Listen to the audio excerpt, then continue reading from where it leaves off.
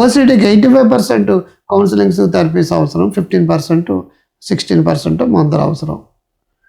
ఏ అవసరాన్ని బట్టి అది ఉంటుంది. స్ట్రెస్, యాంగ్జైటీ, టెన్షన్ మోస్ట్లీ మనం తగ్గించుకోవచ్చండి.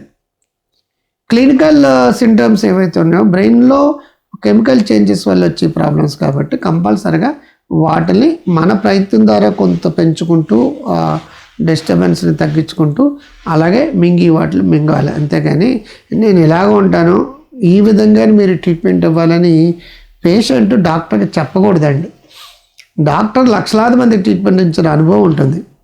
సైకాలజిస్ట్ లక్షలాది మందితో మాట్లాడి వాటి కౌన్సిలింగ్ చేసిన అనుభవం ఉంటుంది.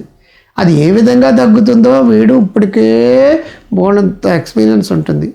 నాకు ఇలాగే చేయాలి, ఇలాగ చేస్తారా మీరు డాక్టర్, లేకపోతే మీరు డాక్టర్ కాదు. మీరు ఎలా చేస్తేనే సైకాలజిస్ట్, లేకపోతే సైకాలజిస్ట్ కాదు. నేను గూగుల్లో చూశాను, అక్కడ ఎలా ఉంది. గూగుల్లో చూసిన అనుభవం, గూగుల్ ఎప్పుడు కూడా ఏ డాక్టర్కి ట్రీట్మెంట్ ఇవ్వలేదండి. గూగుల్ ఎవరికి కౌన్సిలింగ్ ఇవ్వలేదండి. గూగుల్ ఎవరికి థెరపీలు ఇవ్వలేదండి. థెరపీలు ఇచ్చిన డాక్టర్ పర్సనల్ ఎక్స్పీరియన్సెస్ ఉంటాయి. వాళ్ళు ఎప్పుడు ఎక్కడ ఎలా ఉండాలో అప్పుడు అక్కడ అలా ఉండి వాళ్ళని చక్కపెట్టడం వచ్చండి. ఎందుకంటే స్పందించే గుణం మనిషి కాబట్టి. గూగుల్ అనేది ఒక సెర్చ్ ఇంజిన్ మాత్రమే.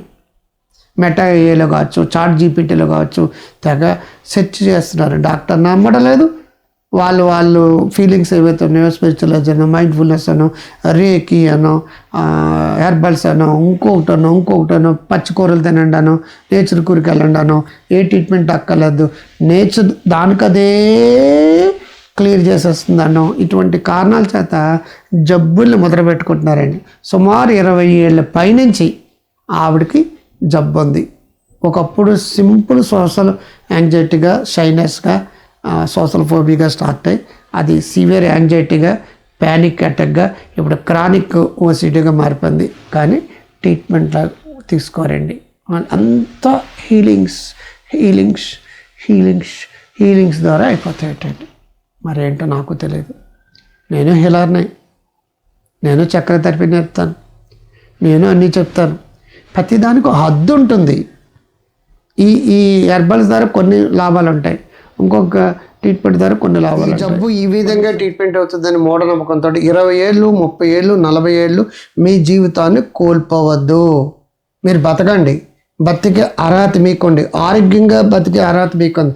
ఆనందంగా ఉండే అర్హత మీకుంది. సంతోషంగా ఉండే అర్హత మీకుంది.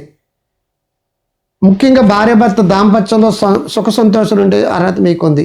అది మీకున్నప్పుడు వాటిని వాయిదాలు వేయద్దు. మీరు అందరూ బాగుండాలి. ఉందిలే మంచి కాలం. ముందు డాక్టర్ కాంత్ గారు, నమస్తే.